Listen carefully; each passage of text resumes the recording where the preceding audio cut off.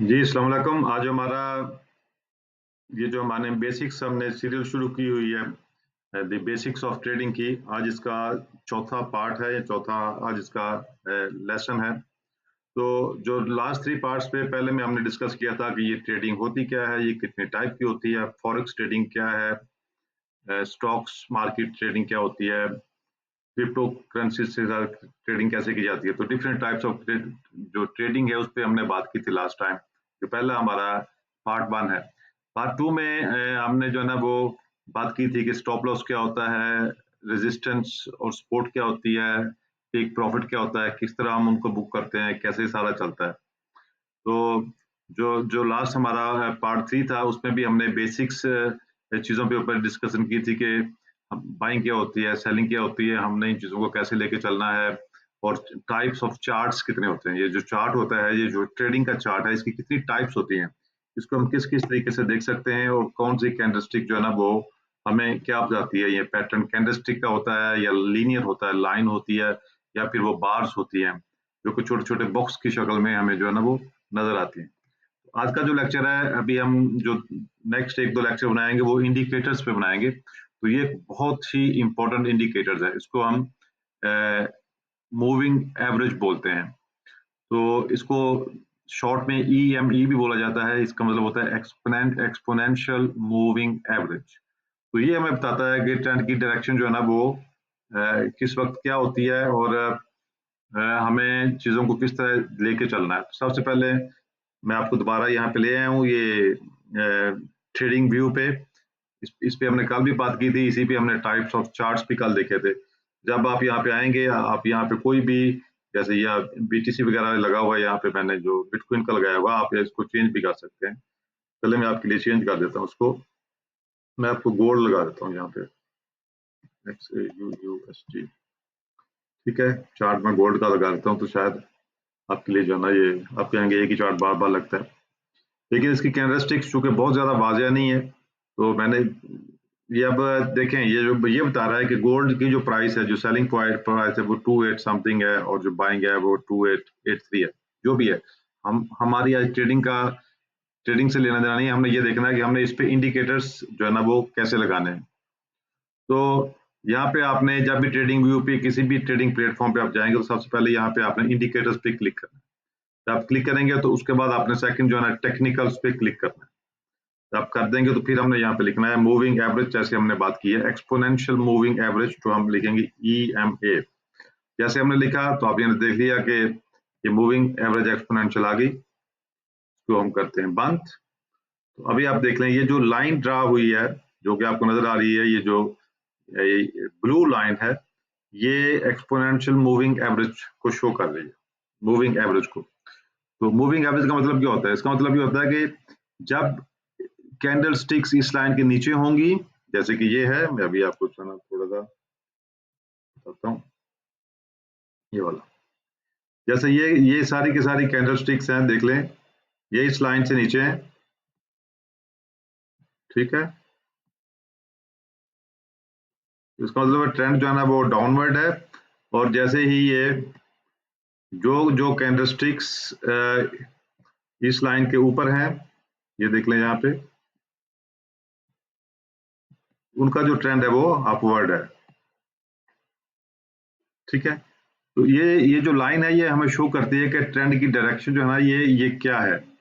जब भी कोई भी कैंडलस्टिक या आपकी लाइन या आपकी बार्स जो भी जिस टाइप का भी चैट आपके पास हो, मैं इसको थोड़ा सा जूम कर देता हूँ ताकि आपको समझने में थोड़ी सी आसानी हो जाए, ठीक है। मैंने इसको जूम कर दिया। तो यहाँ पे हम एक लाइन ड्रा करते हैं ताकि आपको चीज़ों को हम बेहतर तरीके से कर सकें। हम यहाँ पे चलते हैं, हम कहते हैं कि यहाँ पे मैं एक लाइन लेता हूँ, जो मार्केट है वो यहाँ मैक्सिमम यहाँ पे गई थी, तो मैंने यहाँ पे एक लाइन ड्रा कर दी। इसके बाद जो मार्केट है मैक्सिमम वो यहाँ पे नीचे आई थी, तो हम एक और लाइन ड्रा कर देते हैं। यहाँ पे मार्केट जो है ना वो यहाँ से दोबारा अप गई है। तो ये जो लाइन थी ये रेजिस्टेंस लाइन है, ये वाली, ठीक है। और ये भी आपको बताता हूँ बस। ये वाली जो लाइन है, ये वाली ये रेजिस्टेंस लाइन है और क्योंकि इसने मार्केट को इससे ऊपर नहीं जाने दिया। और ये जो हमारा पॉइंट है, ये वाला, यहाँ पे आके ये कैंडल, ये जो रेड कैंडलस्टिक थी यहाँ पे खत्म हो गई, और यहाँ पे दोबारा एक ग्रीन आई और उसने ट्रेंड को थोड़ा सा अपवर्ड कर दिया। ये देख रहे हैं, ट्रेंड को अपवर्ड किया। तो ये जो है, ये हमारी, इसने ट्रेंड को अपवर्ड कर दिया। तो ये यहाँ पे जितनी भी स्टिक्स बनी हुई थी, आप देखें ये इस लाइन से नीचे हैं, वो जो हमारी इंडिकेटर वाली लाइन है।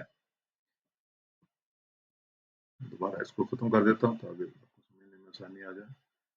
हाँ, तो इस लाइन के नीचे जो भी जितने भी कैंडलस्टिक्स हैं, जब ये नीचे होंगी इस लाइन के, इसका मतलब होगा ट्रेंड डाउनवर्ड है, और जब ये इस लाइन से ऊपर होंगी तो इसका मतलब है कि ट्रेंड अपवर्ड है।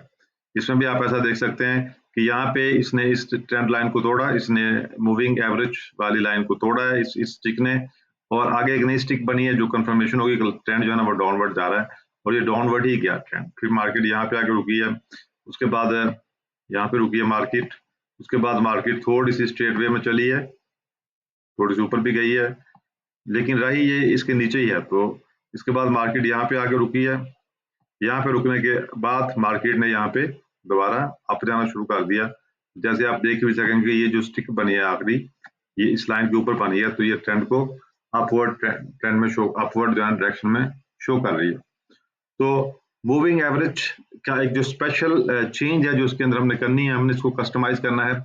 इसके लिए जो जरूरी है कि मैं आपको दिखाऊं, जैसे ही ये, चूंकि ये हमने लगाया हुआ इंडिकेटर, जैसे आप इस पे जाएंगे, यहाँ पे आपका सेटिंग का निशान आएगा, ये सेटिंग है इसकी, और इसके अंदर जो है ना वो एक इनपुट जो है ना, इस पे हमने क्लिक करना है, और यहाँ पे जो 9 लिखा हुआ है ना, इसको हमने 20 कर देना है।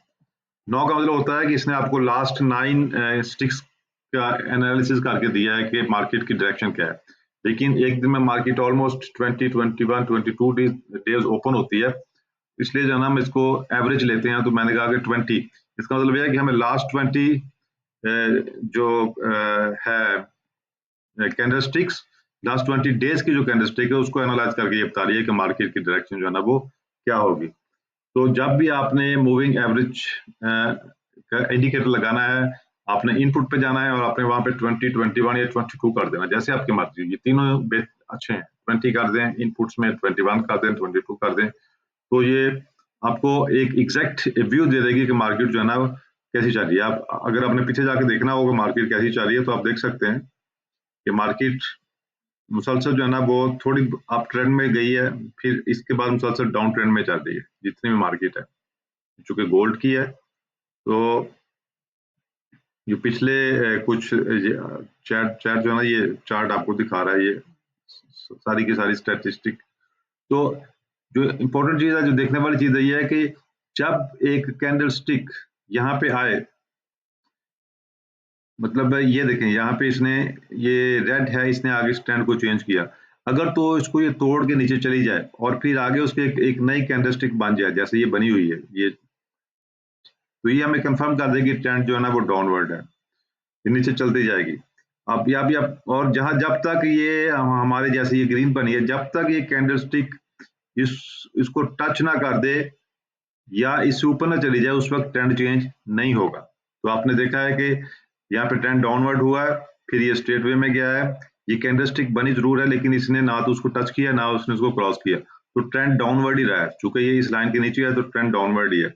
लेकिन यहाँ पे आके इसने अपना एक नई सपोर्ट बनाई है, मार्केट और डाउन के बाद यहाँ पे इसने थोड़ा सा इसको उठना शुरू किया मार्केट ने, यहाँ पे भी इसने उसको टच नहीं किया, यहाँ पे इसने उसको टच किया। जब टच किया है तो इसके बाद ट्रेंड की डायरेक्शन जो है ना वो चेंज हो जाएगी, ये चूंकि इसको टच कर रही है। तो आपने देखा है कि यहाँ पे जाके इसने इसको क्रॉस भी कर दिया और ट्रेंड की डायरेक्शन जो है ना ये भी चेंज हो गई। तो सेम जो है ना वो हमारा डाउन ट्रेंड के साथ भी है और सेम ही हमारा अप ट्रेंड के साथ भी है। तो ये एक बहुत ही इंपॉर्टेंट जो है ना वो इंडिकेटर है। तो जैसे मैंने कहा कि ये जो मूविंग एवरेज इंडिकेटर है, ये आपने जब भी लगाना है, आपने इसकी सेटिंग्स के अंदर जाना है, सेटिंग्स के अंदर जाके जहाँ पे इनपुट्स लिखा हुआ है वहां पे जाके आपने उसको 20 या 21 या 22 कर देना है। फिर वो आपको जो ऑन एन एवरेज जितने दिन एक महीने के अंदर मार्केट ओपन होती है वो सबका टेक्निकल एनालिसिस करके आपको ये लाइन ड्रॉ करके देगा।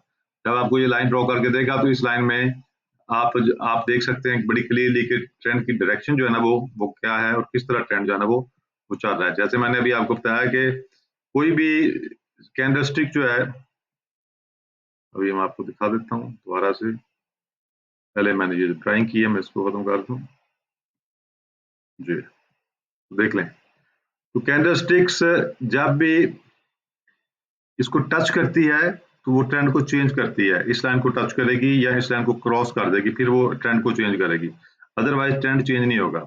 अब देखें ये यहाँ पे आप देख सकते हैं कि ये ट्रेंड नीचे गया था, फिर ये जो कैंडलस्टिक बनी थी, थोड़ा जूम कर देता हूँ ताकि आपको पता चल जाए। ब्रश लेता हूँ मैं यहाँ से दोबारा। ये देखें यहाँ पे इसने इस लाइन को टच किया हुआ है, देख लें आप, इसने इसको टच किया था और फिर इसके बाद ये लाइन क्रॉस हो गई थी, तो ट्रेंड चेंज हो गया था, चाहे थोड़ी देर के लिए हुआ था। लेकिन फिर क्या हुआ कि इसके बाद ये जो ग्रीन बनी है, इसने इस लाइन को दोबारा टच किया, टच करने के बाद जो नेक्स्ट कैंडलस्टिक है उसने इसको क्रॉस कर दिया, तो ट्रेंड की डायरेक्शन यहाँ से दोबारा से फिर चेंज हो गई थी। तो ये बात बड़ी जरूरी है कि आपने इस चीज को देखना है कि जो भी कैंडलस्टिक बन रही है वो रेड है या ग्रीन है, वो पॉजिटिव है या नेगेटिव है, वो बेरिश है या बुलिश है, इस लाइन को आया वो टच कर रही है या इस लाइन को क्रॉस कर रही है। जब ये कर रही है तो उसके बाद की जो कैंडलस्टिक होगी वो हमारी बेसिकली कंफर्मेशन कैंडलस्टिक होगी। अगर वो सेम कलर की बन रही है तो इसका मतलब है ट्रेंड उसी डायरेक्शन में ही जा रहा है जिस डायरेक्शन में वो उस लाइन को टच कर रही है, चाहे वो अपवर्ड्स कर रही है चाहे डाउनवर्ड कर रही है। तो ये एक छोटा सा मैंने आपको ब्रीफ सा इस इंडिकेटर के बारे में बताना था। आपने जब भी ट्रेडिंग करनी है, आपने मूविंग एवरेज का ये इंडिकेटर जरूर लगाना है।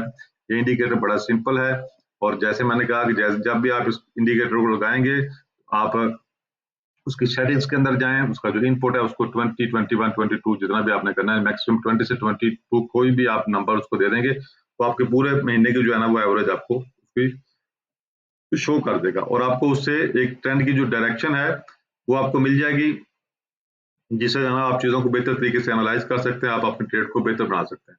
अब ये जो देख लें, इसी में आप देख लें, ये जो लास्ट कैंडलस्टिक्स यहाँ पे ट्रेंड अपवर्ड हुआ था, लेकिन इसके बाद ट्रेंड दोबारा चेंज हुआ। तो चेंज हुआ ये ठीक है, लेकिन अभी तक ये इस लाइन से चूंकि ना तो इसने इसको टच किया था और ना ही इसने इसको क्रॉस किया था, तो यहाँ तक ये ट्रेंड अपवर्ड है जब तक ये इस लाइन के ऊपर है।